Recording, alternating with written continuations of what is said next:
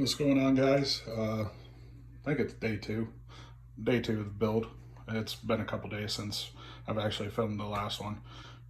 There's the black lab. So far what I got is I got my main 2-inch belt. I have that mocked up how I want it all the way around. These loops here are gonna get you can see the Delrin balls there for the comfort channels. They're gonna get put in there just like that, because what I'll do is it'll pinch it together and keep this bridge in place. So I'm gonna use the green for the sleeve over there, put the Delrin balls in there. They're 7/16. And then for the leg loop attachments, I'm gonna use the bright orange like this, except for on this one, you can see it only runs, maybe it does run all the way through there. Yeah, it looks like it does. I'm pretty much gonna do the same thing and run it all the way through. This is the top of the saddle. I got that marked out so I don't get them confused. And so this is where it's on the bottom. Use those for that. The black for the actual leg straps itself. So the next step is I got to trim this. I got to trim this up so get that excess off there. I believe the entire length is right around, I think it's 90, pretty close to 98 inches.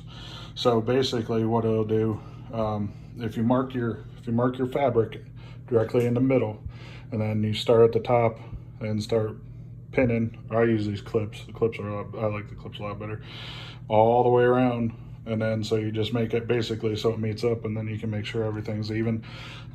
Get a tailor's tape, that way you can double check everything. That way everything's going the way it needs to be. Everything will be uniform. So right now I am going to do the leg loop attachments. I'm gonna get that as far as the length, and that should be, I'm gonna stitch it back probably 6-7 inches on each side. And so the saddle is roughly 31 inches long. So I should need the 31, sorry, I'm having fun doing math right now. These 73, 74 inches or something like that I should need for the orange loops. And this stuff is, this is tubular webbing, climbing webbing. So this stuff is made for the outdoors. It's also rated at a brake strength of 4,000 pounds. The seat belt, the 2-inch webbing here, brake strength is 6,000 pounds. So everything is, as far as I'm concerned, I think this is, you know, it's gonna be really well built, probably overbuilt, but that's fine with me. I'd rather be safe than sorry. So yeah, I'm gonna get this broke down, get this trimmed up, and then start working on my leg loops and start getting that sewed up. And then I'll be back to show you how I'm gonna put the Delrin balls in here to make the comfort channels. Stay tuned.